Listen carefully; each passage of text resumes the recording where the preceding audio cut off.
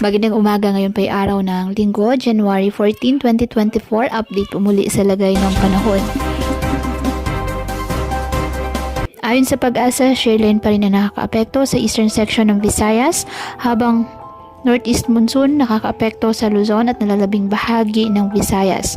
Walang bagyo o low pressure area na minomonitor sa loob ng ating PAR na maaaring makaapekto sa lagay ng panahon.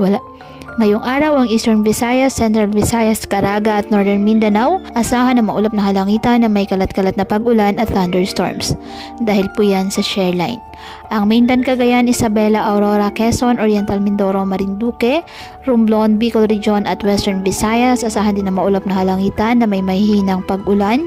Dahil sa amihan at ang Metro Manila at nalalabing bahagi ng Luzon, apektado pa rin po ng amihan, kaya asahan pa din ang mga bagyang maulap hanggang sa maulap na halangitan with isolated light rains.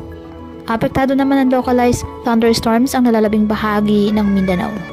Kaya patuloy po natin na pinag-iingat ang ating mga kababayan sa bantapon ng mga pagbaha at pagguho ng lupa at ugaliin na magdala palagi ng payong o kahit anumang panangga sa ulan sa tuwing lalabas ng ating mga tahanan. At yan po muna ang update sa lagay ng panahon ngayong araw.